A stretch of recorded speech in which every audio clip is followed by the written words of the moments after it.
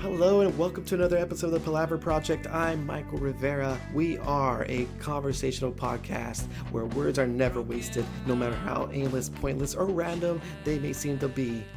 Just like real life, folks. So, we are at Monday again. So if you're listening to this when it dropped, we're, we're back to Monday, guys. And I'm back to whatever it is I do.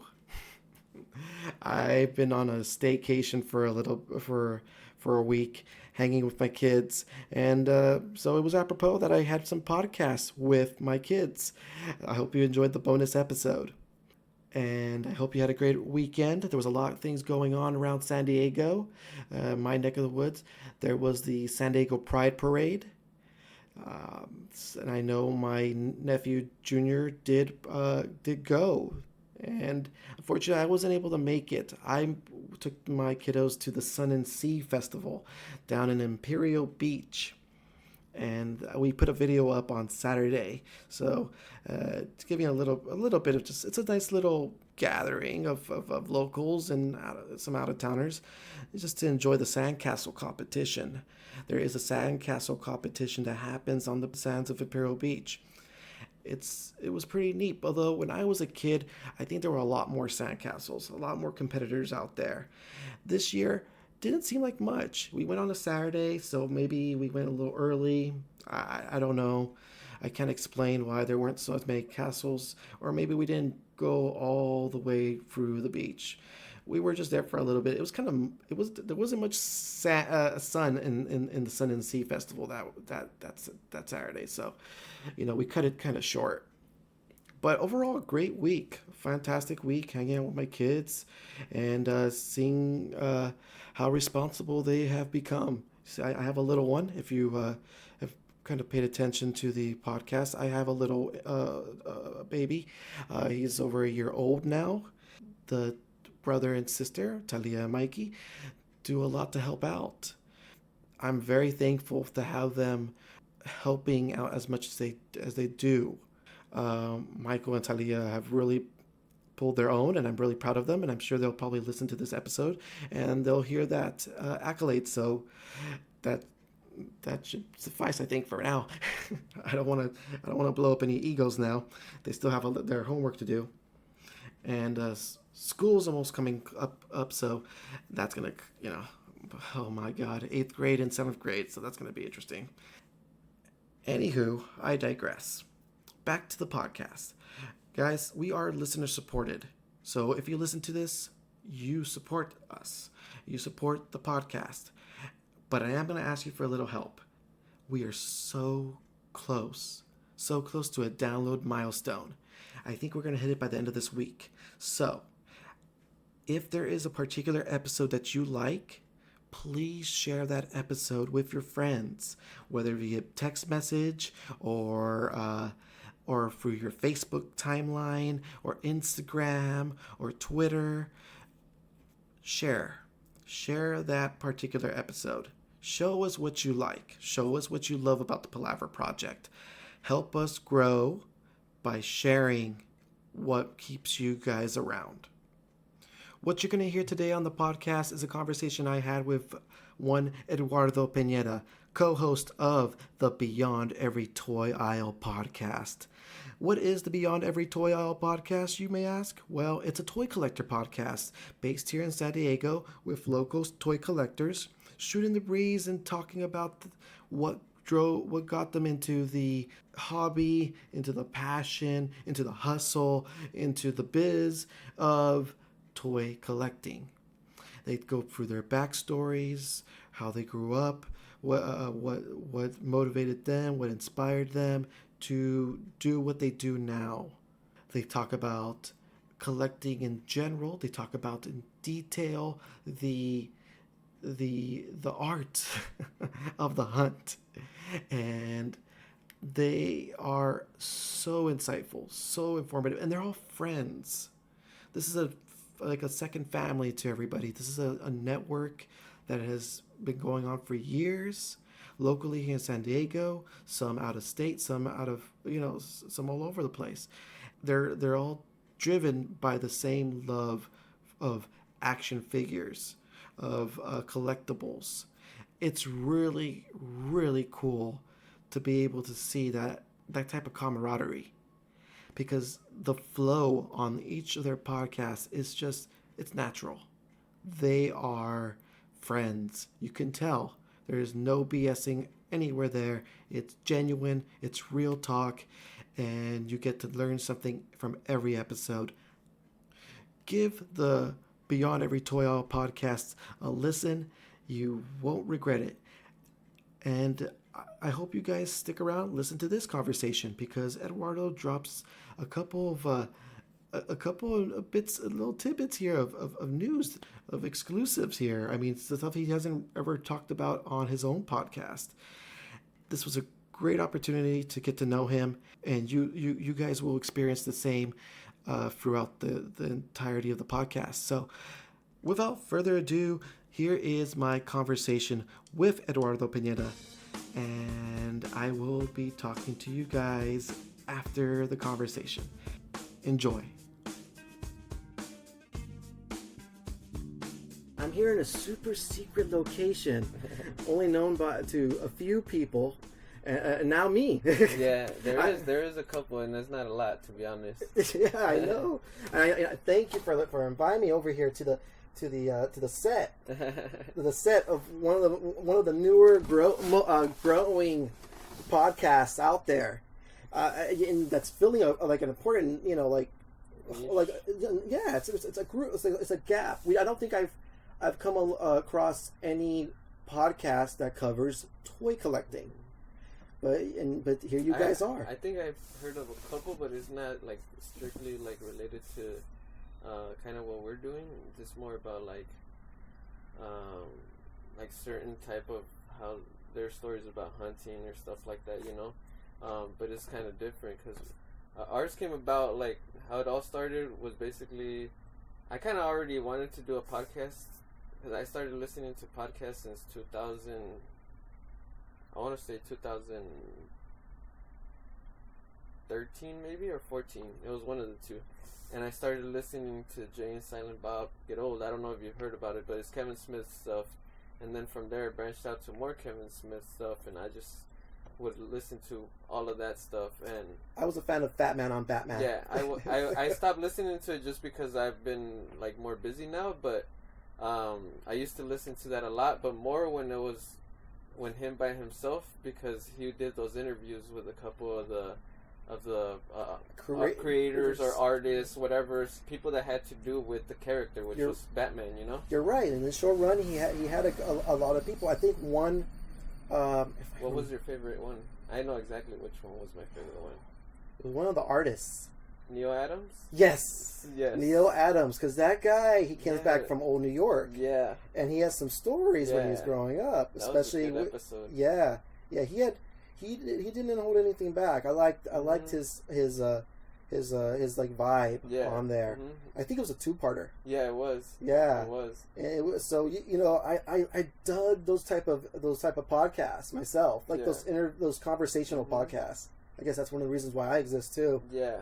Yeah. Mm-hmm. So you were a podcast listener for some time now. Yeah, and I always wanted to do a podcast, and I never found like the right thing at the right moment, because at that point I wasn't really collecting 100%. I was selling more than collecting, and I was playing soccer, and I was going to university and stuff, so I wasn't like into this game 100%, Mm-hmm. And so time went on, and I just like would go to Comic-Con here and there. I didn't even know anybody in the community yet at that point. It wasn't until like 2000, I want to say 2016 maybe. I gotta go double check on like the VFW dates and stuff, but it was at one of the VFW shows, because I think I was on San Diego Toy Collector, somebody advertised it or something, and then that's when I started going into like getting into the comic book or the collecting community, and basically one thing led to other. I started meeting other people, and then one day we threw a show. I don't know if you remember the Collectors Showroom toy show. It was at Richie Jimenez's house. I think it was last year and sometime in August. Yeah, I heard about that. I wasn't able to attend. I know you guys did a couple of like mock like setups outside of like the apartment complexes. Like I remember one time you guys Oh did one. yeah, we did that at Benny's mom's. But that was just us two. You know, that day that we did our show, we had like 17 or 20 something I think it was 21 vendors or something, and it was jam packed. Like we were all like, and it was outside the house. You know, so it was an actual show, but outside the house. So it was kind of like weird, but we had a pretty good turnout. You know, we gave out free posters and stuff, and then it was there where Javier came up with the idea of like, let's do a podcast, you know, and he was the one that initially reached out, because I wasn't, you know, like I kind of wanted to do it, but I wasn't like, I don't know if I'm 100% sure if I want to do it, even if I want to do it by myself. But then here comes an individual who also wants to do it. Right. I didn't know him too well at the time. I actually met him at a VFW, which is kind of crazy how everything kind of comes together, you know, because I met him at the VFW. We would have conversations, and it was always about his work, you know. He would always go over there and not promote his work, but he would like to see people react to his creations. He liked to showcase. Yeah, he liked to showcase his stuff. He was proud of it. Mm-hmm. So he would show me all this stuff, and then I would be like, oh, this is pretty cool, you know. He would always come back every show. He would always, maybe he didn't buy something from me all the time or like stuff like that. Maybe I would give him a couple stuff here and there, or he would give me something, but the friendship wasn't like, you know, it wasn't 100% there, because it was just some mutual thing at the show versus him reaching out to me. That changed the whole story, you know. And he just came up with the idea, you know, I want to do a podcast. Why don't we start a podcast? And I was like, because what he said is, while he was there at that show, he was having conversations with all these people, and what was happening in his head is he's like, oh my goodness, why, like, I should be recording this, you know, like, he kind of got that intuition. Yeah. And he was like, these would all make great stories. Why don't we just start a podcast? And it took us maybe about 3 weeks, maybe, of debating of whether we were gonna start it or not. We would meet up at Plaza B.E.T.A. We met up a couple to like 2 or 3 times prior to finally doing the first podcast. What was the meetings about then? Those early meetings right there. Basically, we were just talking about like kind of what we wanted to like do, and like how we wanted to go about it. Like we knew we wanted to be like 100% uncensored, you know, like basically just speak about our experiences, nothing that's lies or like nothing like that. We kind of wanted to keep it like basically for the community, and like not for us, you know, like we wanted it to be an outlet for other people as well. Right. And then he also wanted to what was it that he wanted to do? I guess my question before you finish that thought, when did Benjamin jump in? Well, Benjamin, he's your third guy, huh? Benjamin was sort of always in it, but he was going through some stuff, which was like his he would get sick or like stuff like that always personal stuff that he had to deal with. Yeah, always intervened with him being able to either make the meetings. Like he wasn't able to make a lot of the meetings that we did in the beginning, because we were trying to establish and get like everyone together, you know, so we could do everything. Yeah. And then at one point it just got to the point where we were like, well, we had to start it sooner or later, and if we don't start it now, I don't know if we're gonna start it, because we're losing momentum, you know. Right. So it came down to the point where that's why me and Javier just did the first podcast, and we were just like, well, let's just see where it goes from here. Yeah. Just take it on, and like, because I know he didn't come on, I think, till the 3rd podcast. I kind of forget that, because now he seems like a mainstay, like a staple of the podcast. Mm-hmm. You guys all have your unique voices. Yeah. And his definitely, like, I notice him more because he's the guy who got me into it. He got me introduced into the world of collecting, or at least made me aware of that it existed. Yeah, here in San Diego. Yeah, here in San Diego, because I wasn't much of a huge collector. I had what I liked, and I wanted to just I wanted to be able to see where I can get some of the stuff, because some of the stuff it's already years, it's off the market. Yeah. I gotta go secondhand, Mm-hmm. and going through offer up Mm-hmm. and making just the deals and stuff. I met Benjamin, and he opened me up to the page. The first initial page I was on was the I believe it's San Diego Toy Collectors. That's the one. I think that's the original one I was on. And then he showed me a couple other groups, but they're not as localized. Yeah. They're not as localized, and I'm trying to stay with the local groups. Yeah. Because that way at least I can do more face-to-face Yeah, transactions. yeah. I don't do the eBay selling Yeah. or sending off. I don't know.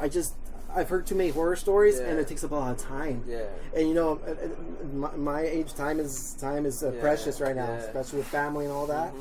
So that was really useful to get into that and learn some tricks of the trade too. Yeah.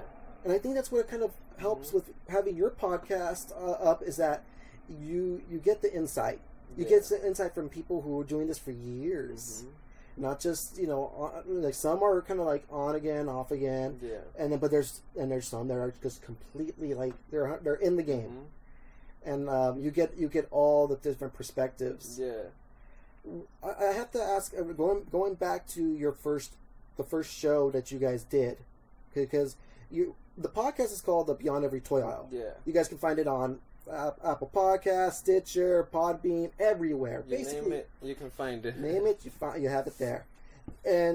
But also you're doing not only just the podcast, but you're also trying to set up an online community. Yeah.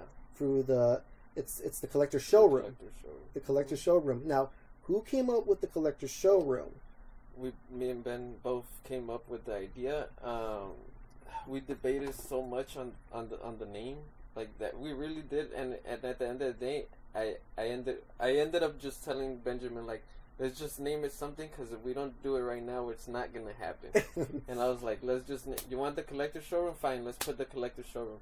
But initially, what we wanted to do, and it was like, and it turns out to be like, thank goodness that it didn't happen, because it would have probably not been as successful, or at least what I think is sort of successful at the moment right now. But we were initially thinking about doing it kind of like a store, Yeah. And then we were just like, I was like, I remember it was either the first or third, like in between the first 3 days when we actually put up the page, I was like, I can't wait till we change this to just like not be in our store. But at that point we had already started it, so we were like trying it out. And I was like, this is not gonna work, so we had to change the format, and that's when we finally decided to open it up to like where everybody could post, because that's initially what we really wanted. But we also didn't want people to just be posting stuff for sale, you know? We wanted it to be more interactive, right? And so we kind of tried to take control of that by making it like we were the only ones that could post. But at the end of the day, I think installing the rules is where it really helped us out, because we were able to establish that no over 10 or 15, nothing over $15 rule as far as things that are newly released. So in our group, if you sell something from over $15 over retail, once it comes out, I think it's 3 weeks. So if it's out for 3 weeks and you're trying to sell it for more than $15, we're gonna remove the post. I like that. Yeah, I like that. We're trying to avoid like conflict and the scalping, right? Because it's a big topic, and a lot of people don't like to talk about it, but it's something I think that we're gonna have to start addressing sooner than later. Yeah, being that you guys are like the show, like you guys are the showrunners, no pun intended, of the online community, and subsequently with the shows you guys are going to try to set up too, like with that show that you guys did out of the residential area, they're gonna look at you for questions, or like, hey, this guy might be selling like something for over $20. It seems like he's trying to scalp me. It's like that. It's like or con me. Like they're gonna go for you for that oversight. Mm-hmm. And I guess it's a lot of burden because it's a lot of people do make their money off of this. Mm-hmm. You know, it's not just a pastime for a lot of people. There are folk who are waiting outside Target every other morning or when the shipments are supposed to be stocked, to pick up those hard to find item, that chase item maybe that they're looking for too, and then up the price. I mean, I can't critique their tenacity or initiative. Me neither. I can't, like, I don't judge, like, because I'm also selling toys, obviously, Right. I might be doing it cheaper and everything, but I'm still selling toys, Yeah. And I can't judge them. I applaud them. They can do whatever they want, but most of the time, the ones that are doing it for the money are the ones that are, in my opinion, I don't worry about them because I feel like they're gonna lose in the long run. Right. Because usually their morals or their values are not like the intentions that I have, which are, I consider them more pure or whatever. I actually do want to help, and I enjoy helping the people find something that they actually like to do. Yeah. Or like enjoy collecting. Yeah, there was a period of time I was on a 3 3/4 inch kick, and those are like the for people who are new to toy collecting toys, 3 3/4 inch. Think about those G.I. Joe toys that you saw growing up if you were a kid, or vintage Star Wars, and so I was into like picking up some Star Wars figures for my son and for myself, and also some Mortal Kombat figures, and then I started going Marvel Universe. I was trying to get more bang for my buck because those ones usually are cheaper than the big 6-inch figures. Mm-hmm. And I got a lot of help from the toy community, and I got some great deals, and I feel like I never felt like I was ever mistreated or conned or taken advantage of. I think everybody, like, I made they saw what I was looking for, and everyone's just trying to, like, they were almost like, I want to say, was accommodating, almost, just like based on like needs. Like they work deals with me, with trades and stuff or price reductions. It's just it felt it was really, and it wins more in the long run because then I'll end up spending more in the long run, and I'll come to you. I'll be a returning customer. If you're in the business, in the business, I'll be coming because the experience was so good, and the vibe was good, and it was genuine. Like the experience was genuine. So I do dig, and I like how the Collectors Showroom does attract those type of people. Those are the people that we want to attract, and that's the biggest thing that we're trying to expand right now, and we're hoping to hopefully find a couple because we're not going to just start letting anybody in, Right. It's going to be hopefully as selective as we can keep it, because I mean, granted, we don't know 100% of the people that we're going to add, but we're just going to try to see if we can find a couple that are in different groups that are like well known, and maybe drag them in, slowly, and then they can start referring people, and just word of mouth, and hopefully from there the podcast can also grow, because it's like kind of our sister page, Yeah, and it's also a great vocal as a platform to kind of promote it too. Yeah, to promote your and not only us, if anybody who wants to promote on the Collector Showroom, we do not care. We're 100% trying to help everybody as much as we can. So if you guys want to promote your 3D printing stuff, whatever it is that are like podcasts, anything, X, Y, or Z, feel free. If you guys want to reach out to us, whatever, it doesn't matter. I wouldn't really care. I have no intention. I just want to help as much as I can, Right. Are you a San Diego native? Yes. Yeah? Born and raised here? Did you? I was looking up your info. You graduated from San Diego State. San Diego High Senior High. Tell you my whole education. You came from high school. You San Diego High. Then you went to San Diego State. What were you doing at San Diego State? What did you do there? I studied kinesiology. I graduated in 2015. 2015? No, 15. 15? Okay. And basically, what I've been playing soccer since I was 8 years old.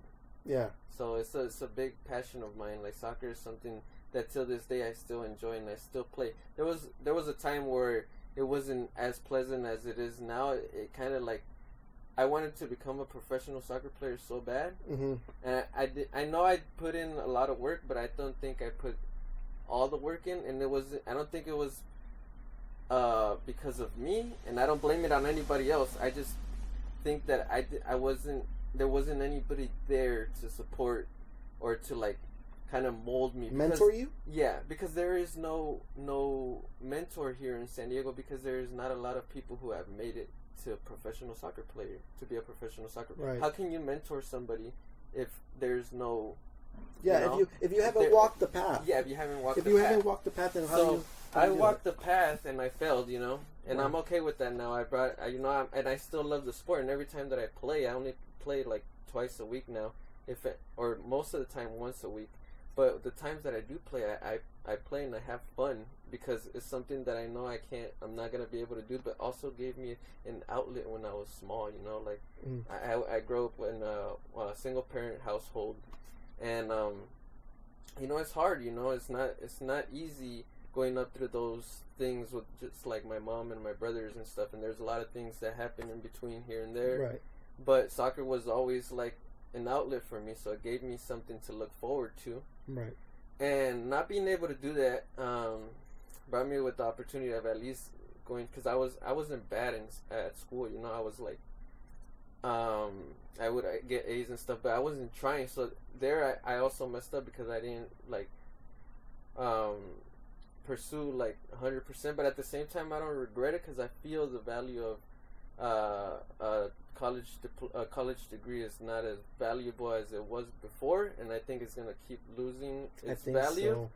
But it did give me an option to look at stuff. Like, I went through a lot of stuff during those years, you know, of college and everything, and I learned a lot, and I'm appreciative of that, and I'm appreciative that I got the degree. But I know it doesn't mean anything until I put in the work, which is now what comes to my final goals that I have in life, and I'm putting that on record. Like, not a lot of people know. I know there's some people that know, but my ultimate goal would be to make this business into a like bigger business, so I can get enough money so that I can start my own soccer team here in San Diego, but like, and then like build from there. You go. So.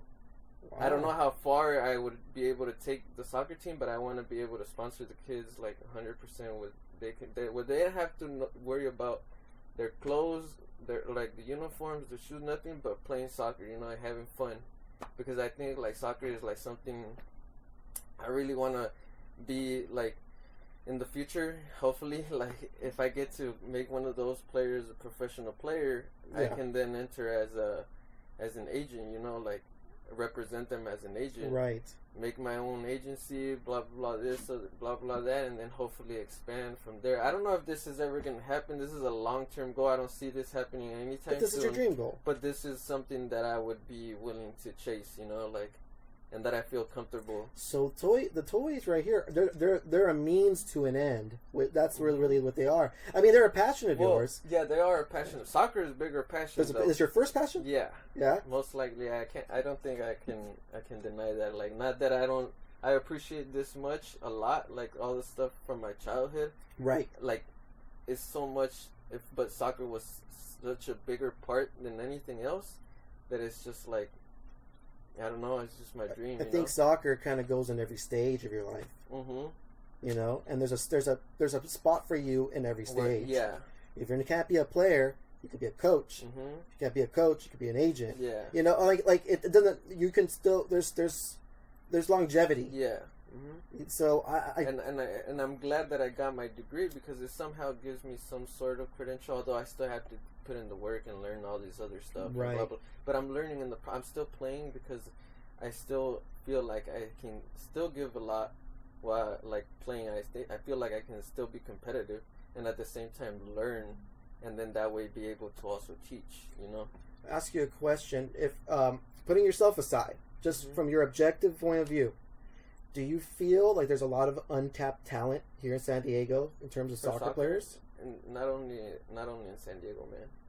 You talk about like Tijuana too? Like the United States. Just the U.S. in general. The U.S. in general has a lot of potential, but it's just been underdeemed for so long. But it's coming up, and you know that movement that happened with the women's World Cup. Like they keep winning. You know, they're constantly winning. Right. They're representing. They're really put like and even the players, like now they're becoming role models. You know, to the young girls. Yeah. And soccer is just gonna grow, man. They're putting so much money into soccer right now.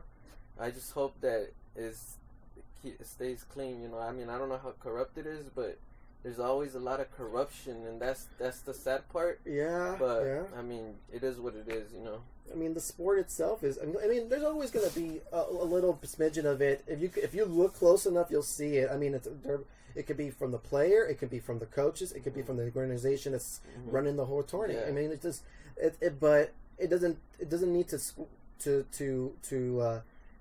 like dampen your motivation to do that. No, it doesn't, because I feel like all of that it's not gonna matter at the end of the day. You know, because at the end of the day, like if I'm gonna be able to do it, I'm gonna do it one way or another. So yeah, exactly. And you can only control what you're around of, and if you can be able to help nurture a better type of player, then more power to you, and hopefully you get to do that, man. That'd be awesome. Yeah. I got the vibe that you were really into soccer. I saw that, and congratulations to Mexico that won. They won at least. But I didn't know. It's really cool to know that this kind of has you have a goal set. I have a bunch of different goals, man. It's just it's a non-stop list of goals, but some are micro goals, some are long-term goals, some are like mid-range. You know, they're all over the place, and they're there, and they're options. I don't know if they're gonna become true or if they're gonna happen. I just know I'm gonna try and do them, and if I can, then so be it. And if I can, I'm not gonna look back. You know, I'm just gonna keep going forward and see how far I can take it. With the way the podcast is going now, and that you have this community set up, do you feel a sense of accomplishment right now? I do, but it's like I'm in the middle. You know, like I know I've got to penetrate more people right now, but I know there's a long ways to go, and I know that like this is just the beginning. You know, like the tip of the iceberg.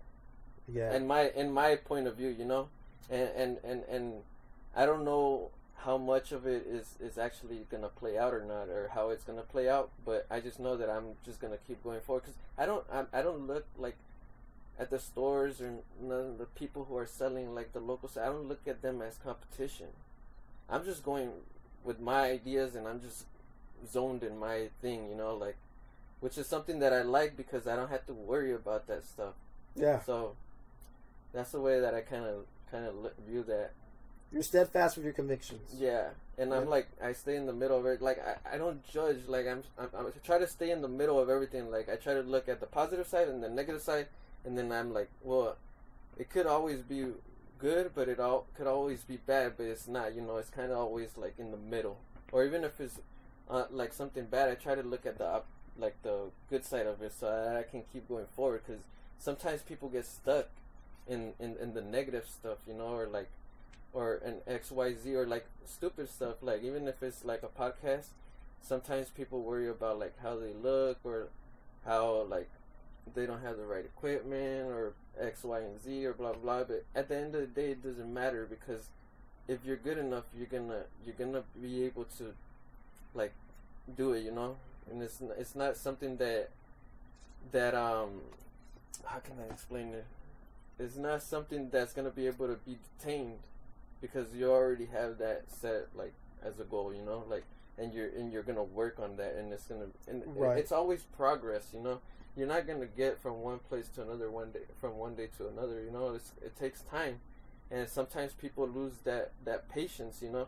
You have to be super patient, because it's been 2 years probably, or like a year and a half, since me and Ben kind of got together and we started doing the Collectors Showrooms. Maybe been a year, maybe a year and a half, I think. And we've done a lot, but if you look at it, it's not a lot, you know. Like, I don't know how to explain it. It's kind of weird, Like, we've done a lot, but we still haven't even. It seems like a lot for the outside, but for the inside, because you already know where you want to go. I think so. You're like, okay, I'm here, but I'm not exactly there yet. But I'm not where I want to be. Yeah. But for everybody on the outside, we're like, oh wow, that's cool.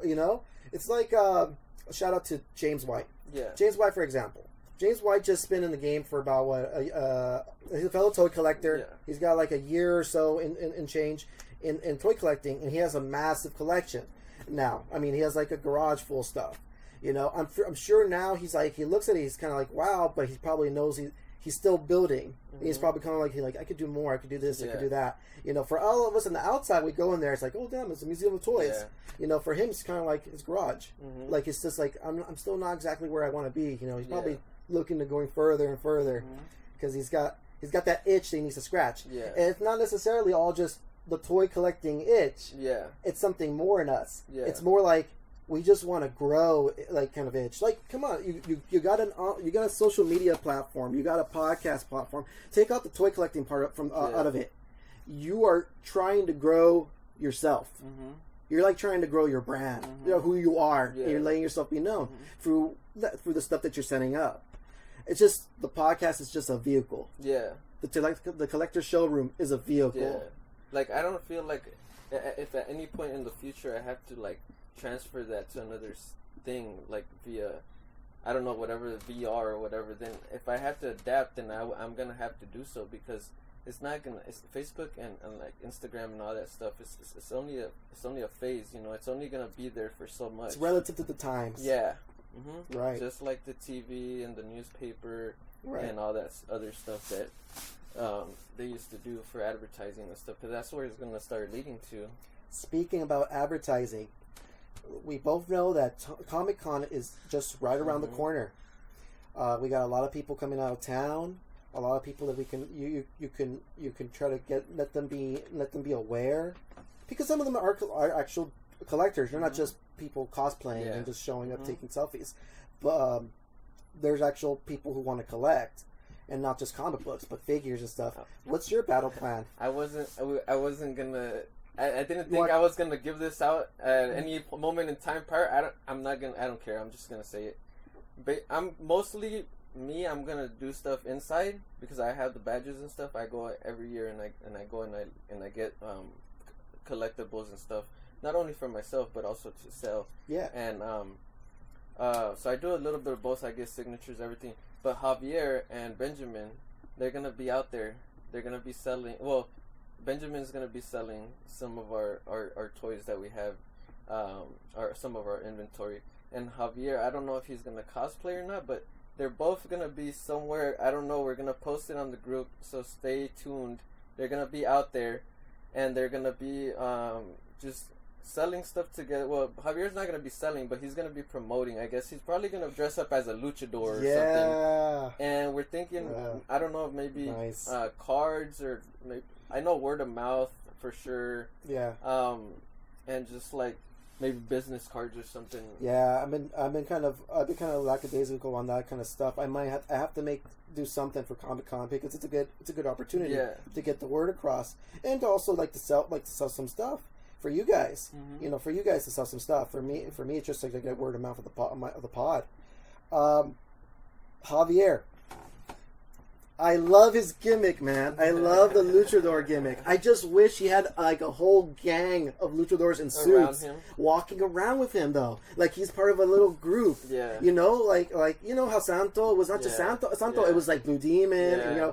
And like he needs a crew. Mm-hmm. I want him to have a crew of like luchadors out there. Maybe we can get Ben to wear a luchador mask as well. Dude, that'd be awesome. But Javier, I don't know if you've heard his story or not, but he's right now kind of in a I guess quote unquote on the shit list of El Santo's son or whatever. Yes, I heard the story. You know what? Go ahead, tell the story. Well, basically what happened is Javier always dresses up as El Santo, and some way or another, rumor got to the guy that's currently El Santo, which is the son of the real one. Yeah. That Javier was impostoring, that he was basically owning to be he was El Santo, you know. Yeah. But that wasn't the case. He told, well, at least the way he's told me the story is, he's always said he's not the real dude, you know. Like he has no connection, no nothing, but somehow word of mouth got to the other dude. Right. That Javier was impostering. So Javier, one time, kind of, the guy strolled by at Comic-Con, and I guess they mumbled something, and then I guess Javier wanted to confront him, but he didn't make too much of it, because I don't think he knew at the time who he was. No, he knew who he was. He just did? didn't know at the time that word had gotten to them about that stuff. Right. But then on social media and all this other stuff happened, and basically he knows now that he's not like too. So he says he's not 100% sure if he's gonna go dress this year as him, just because of that. Because he doesn't. I don't think he's scared of it. Right. But he just doesn't want to deal with doesn't want to deal with the drama. I didn't know that the El Hijo de Santo would be even like wanting be worried about that. Like he's in a position where he doesn't have to worry about little small people doing cosplay. You know, sometimes people, it gets to their head, you know. Yeah. You know, like it should be nothing, because as far as he's probably looking at the bad side instead of the good side. Because on the good side, he's like promoting his dad's legacy, you know, like. Yeah.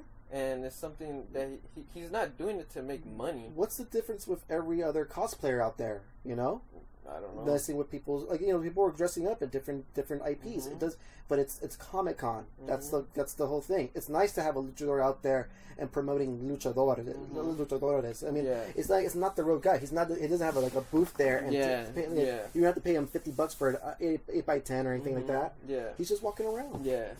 I don't know. That's the trip. It's just people, you know. And their perspective is just crazy. Right.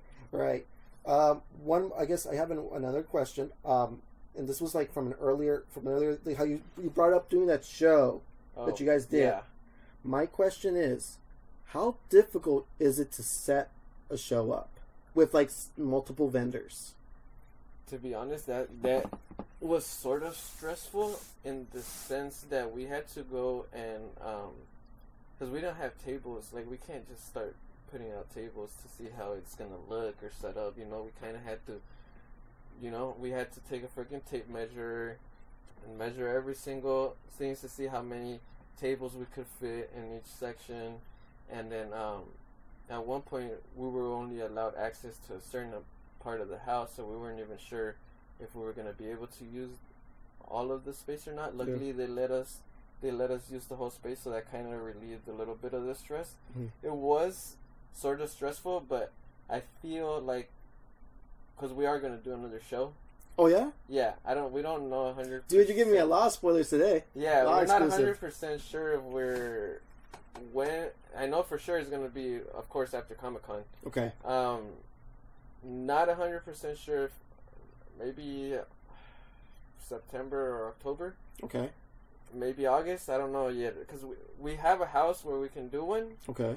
But we're trying to see if maybe a venue this time, or maybe we just do a house for right now, just to keep the cost. Because we're not trying to make any money, you know. You're just trying to get the group together. Yeah. So, you know, I never asked. And we could take this off mic if you want to, but the VFW hall. It's been a while since a show's happened there, and that was localized in Chula Vista, where I live, and it was really easy to go down the street and go and check out the toys and stuff, and action figures, and pick, and it was a good venue. But lately, we haven't been having anything there. I don't know, the guy who did it isn't doing anymore, and I wonder, would you guys ever consider filling that hole? I don't know. I mean, consider filling the hole, yes, to a certain extent. I think they would. I don't know if we would probably just do twice or once a year. Like, to be honest, I wouldn't be able to do every other month, like every quarter or something. Yeah, like the guys were doing it. Maybe, yeah. I think they were doing it like 6 times a year, maybe. Yeah. So I would probably just do twice or once a year, but kind of like do it like where we have some sort of exclusives or something, you know, something like a mini convention, you know, even if it's at a house, I don't mind. So to a certain extent, yes, but not as often as they were doing it. Right. The vibe though there was a good vibe, and the guy, basically what happened there is I guess he went to go do his taxes, and they were trying to charge him for every vendor that was selling there, basically like $1,000 per vendor. Oh, and right. He was so I don't know what happened. Yeah. I don't know. To be honest, I don't know if it just got too stressful either for him, and he just decided to like. That's the bummer of all I'm not 100% sure. Yeah. That's why and people have told me we should throw shows like every so often. I'm like, I don't know if I would be able to handle it, and it's not something that I personally really want to do with do a frequent show. I would rather have either twice or once a year and make something where it's like gonna be memorable, and it's gonna be like stuff that it's gonna really impact. Like RocketCon was something that I'm really looking forward to the next RocketCon. Me too. I really enjoyed the vibe there in RocketCon. It was easier to navigate, much easier to navigate the Comic-Con. Of course, Comic-Con has much more inventory and much more celebrity. Yeah. But RocketCon felt like our little convention where we can, good, like local, something like that. Something like that is something that I want to build, maybe not in the near future, but like maybe 5 years from now. I don't know what's gonna happen from here to 5 years, but if I can get enough people, then it's something that I would definitely be interested. Even if it wasn't like too many, like a lot of celebrities or not, because they had some pretty good guests. Yeah, Flash Gordon was out there, man. It was cool. And Larry Houston, I got an interview from him. That was really nice. There was the guy who did the Ewok and the guy who did the Gamorrean Guard. Yeah. I was hearing I heard the story. Yeah, I just heard the story. That was great. But I do look forward to seeing RocketCon again. I look forward to seeing you guys as a presence there. As the Collectors Showroom. Who knows? Maybe get like a banner up there or something. Yeah. But since from now till the next RocketCon, you have so much time to grow, and you are out there growing. You're expanding the Collectors Showroom to get more people. Where can we go to find you? Find the Collectors Showroom, and find the what should we look for? Facebook mainly, I think, is where we're mostly active. We are gonna try to hopefully do an Instagram for the podcast, but as for the pages that we're mainly active on, is look up the Collector Showroom on Facebook and Beyond Every Toy Aisle as far as the podcast. And then what else are we're hoping to do YouTube soon as well, so we're probably gonna do a live stream videos now, hopefully in the near future. I'm not 100% sure. We're just trying to get the details. I'm trying to learn as well, right? Because I can't hire anybody, so I kind of got to learn by myself, Yeah, and let's talk podcast a little bit. Like you're doing the editing and publishing all that stuff on your own right now. You get the content from everybody, but you're pushing it out there. I mean, does it feel good when you're doing it? Like, does it feel like or is it kind of does it get a little stressful? At the beginning, it was more stressful than now, just because I was new to it and I had no clue how to do stuff, especially like the video. I wanted to do video more than anything.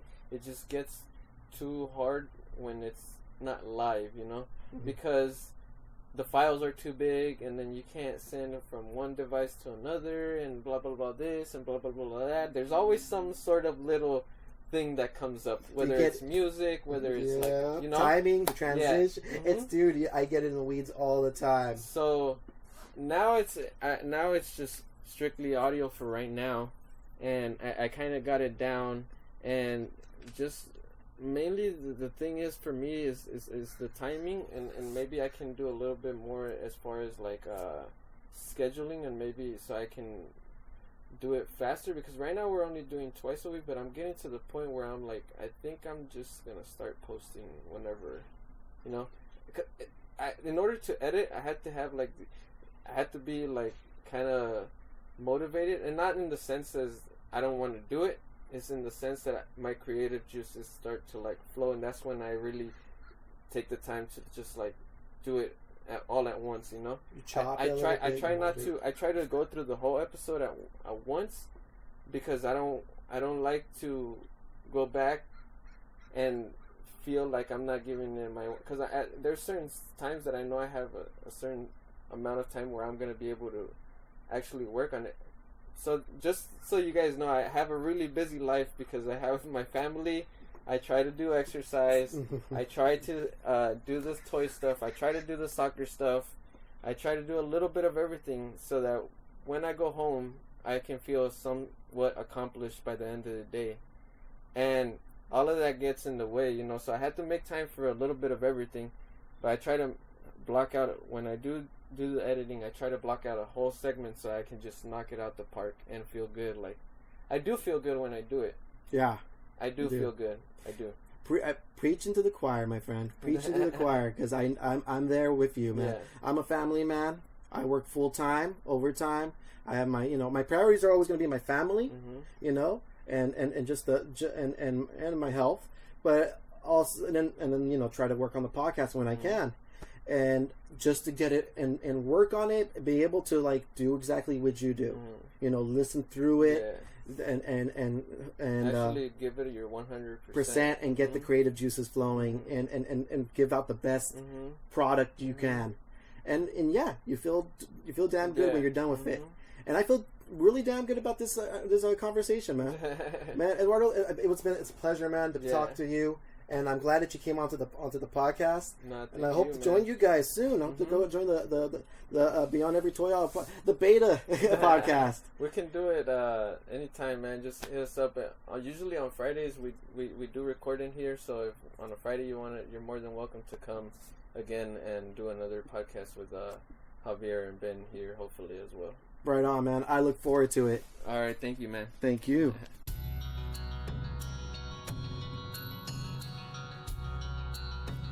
Once again, thank you to Eduardo Pineda for letting me stop by and shoot the breeze with him as long as we did.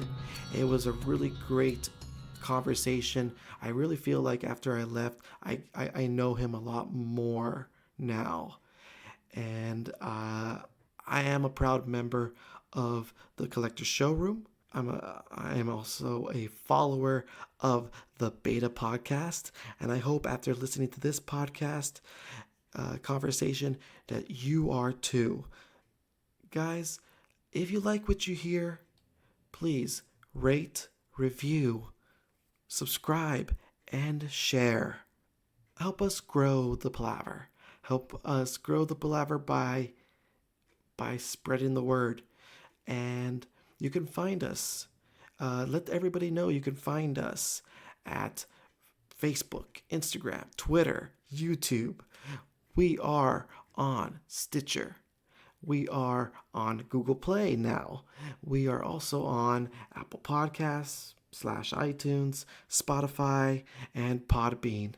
So whatever is your weapon of choice, go ahead, share, and subscribe. So, for Eduardo Pineda, I'm Michael Rivera. This is the Palaver Project. As you were.